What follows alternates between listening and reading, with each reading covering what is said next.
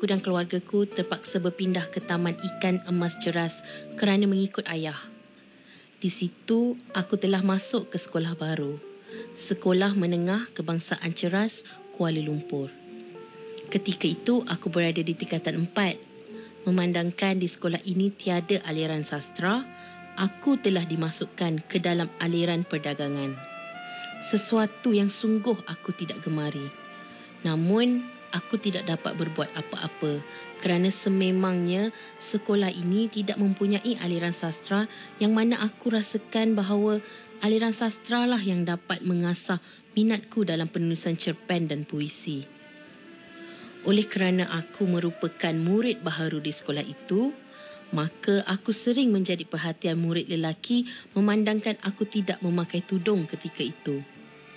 Ramai yang ingin berkenalan denganku. Namun begitu, aku juga pernah mendapat amaran daripada seorang murid dari tingkatan 4 sains yang menyatakan bahawa aku tidak dibenarkan rapat dengan Zulkifli. Menurut katanya lagi, Zulkifli bakal menjadi suaminya nanti, memandangkan mereka berdua adalah sepupu. Sebenarnya, aku tidak menyangka bahawa Zulkifli ada menaruh hati terhadapku. Aku juga sebenarnya begitu tertarik apabila melihat wajahnya yang bersih dan tiada secalik kotoran pun melekat pada wajahnya yang berkulit sawo matang. Dia ingin menemuiku. Petang itu, aku telah menemui Zulkifli.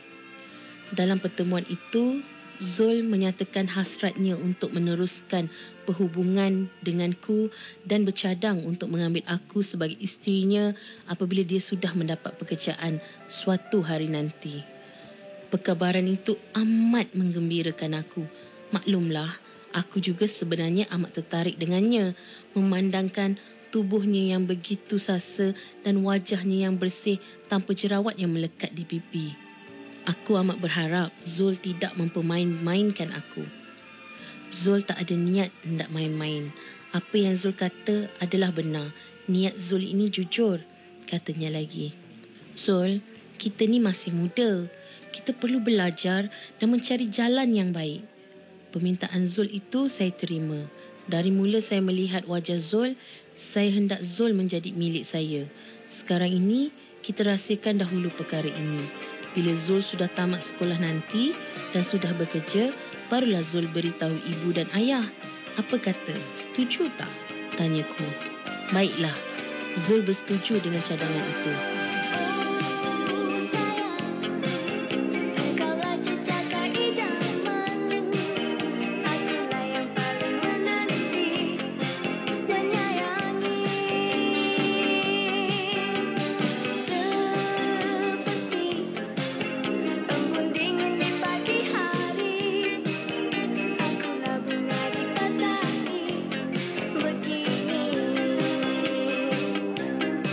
Kan ku kenal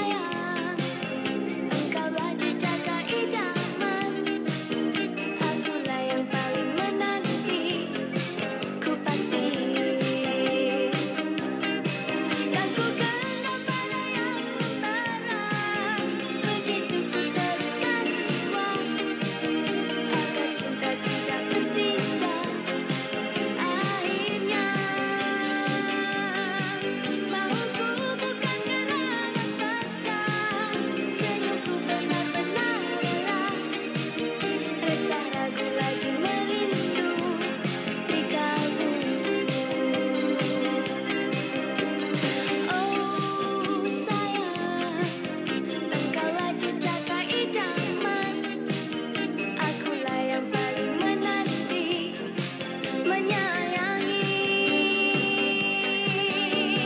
Seperti embun dingin di pagi hari, akulah bunga di pasari begini.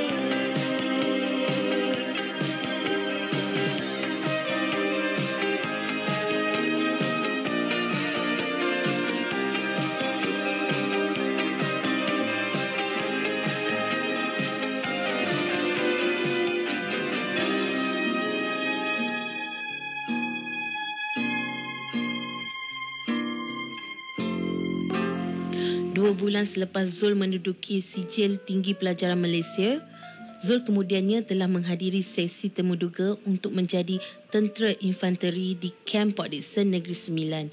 Aku begitu bangga sekali.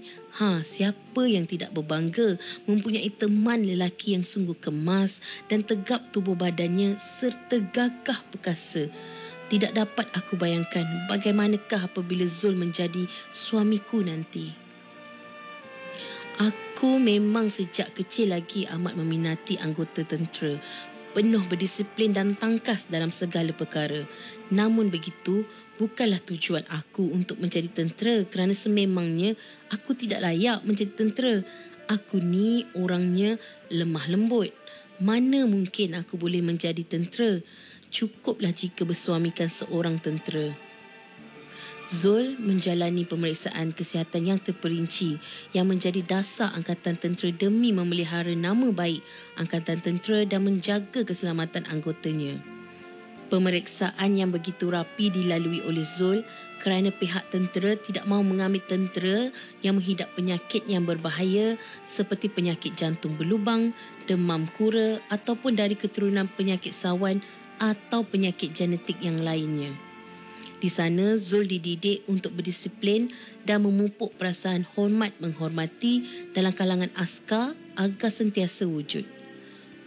Pukul 10:10 malam, lampu mestilah dipadamkan. Ini adalah waktu tidur dan bercakap adalah dilarang.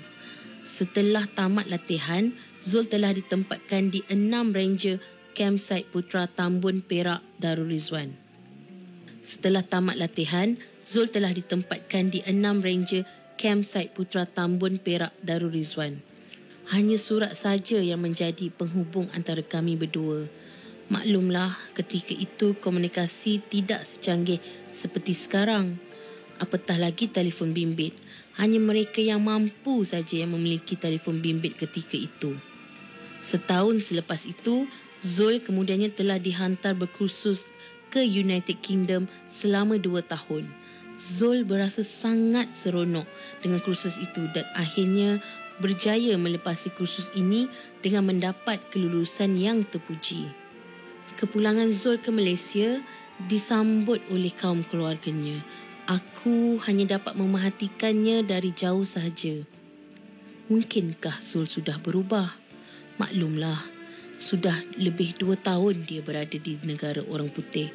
Barangkali cakap Melayu pun dia sudah lupa. Seminggu selepas itu, aku mendapat kabar bahawa Zul akan dikahwinkan dengan sepupunya. Aku sangat sedih kerana dia sudah berubah. Dia bukan seperti yang aku kenali dulu. Aku hanya akan menjadi sekadar peminat setia dan bintang yang bergemerlapan kerana aku tahu aku tidak berdaya menjadi bintang sepertinya yang membolehkan kami dapat hidup bersama dan aku tidak berdaya pada bumi ini. Kalau kau benar sayang padaku dan kalau kau benar cinta, ucapkanlah janji setiamu. Kalau kau benar sungguh mau semua milikku untukmu, jiwa dan ragaku semuanya milikmu. Bukanlah emas permata, bintang berlian juga bukan gemerlap dunia. Bulan madu, aku pun tak minta. Asalkan kita dapat berdua, aku pun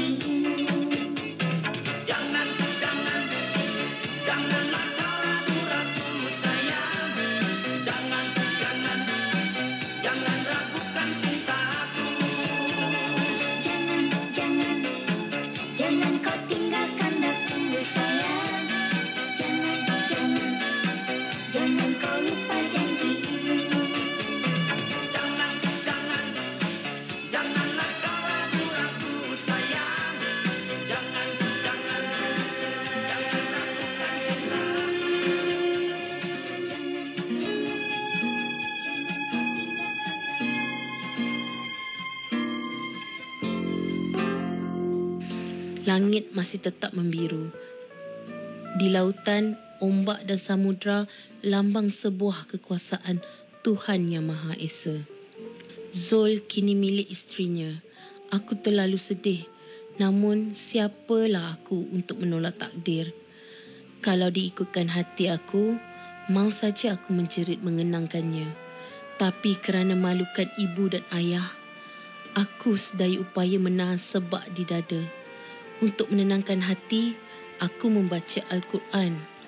Tapi aku tidak dapat melawan perasaan hatiku dan manik-manik air mataku jatuh bercucuran di pipi. Walaupun aku sudah membaca Al-Quran, namun hatiku masih berkecamuk. Perasaanku masih tidak keruan dan aku sungguh gelisah. Ibuku hairan melihat kelakuan aku yang asyik membaca Al-Quran. Lepas main subuh, aku membaca Al-Quran lagi.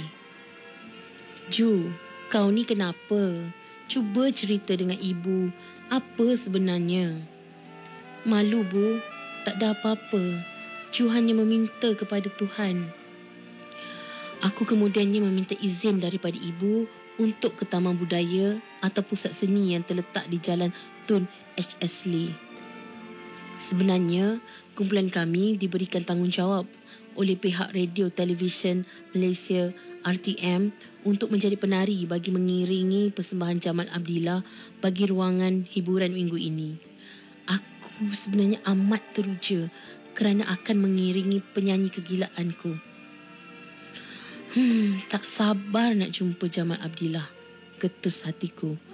Jamal Abdillah sangat popular ketika itu, menjadi gelaran Raja Pop Malaysia dan antara artis yang paling laris jualan albumnya dengan jualan keseluruhan mencecah ratusan ribu unit sejak era 80-an.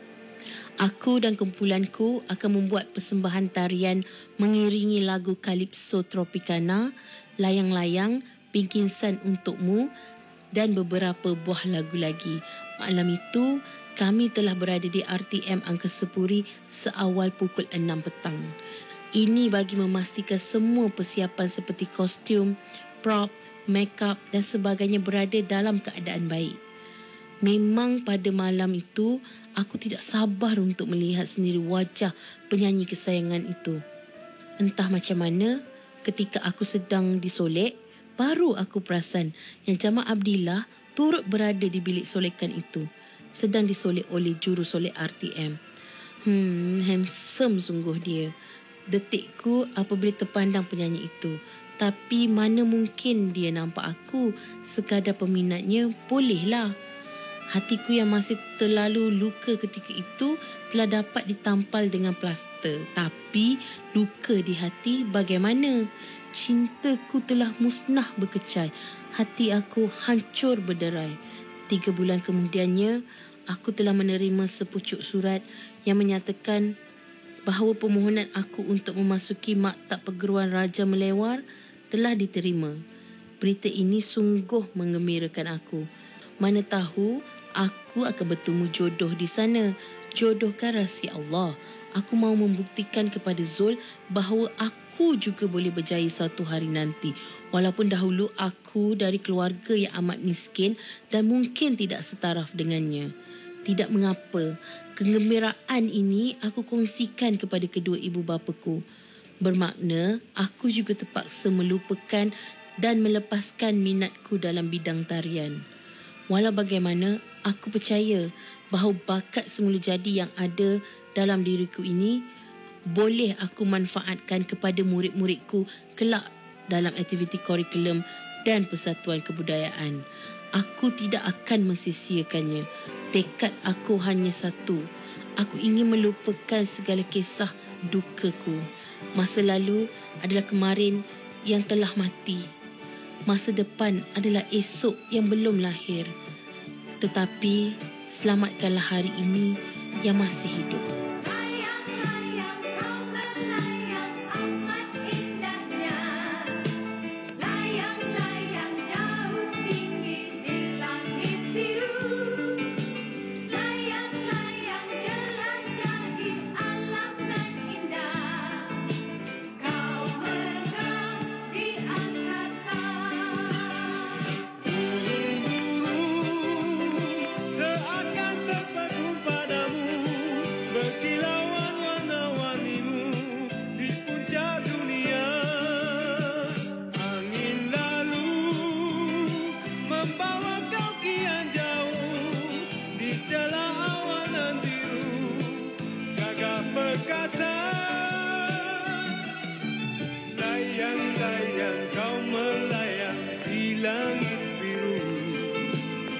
layang-layang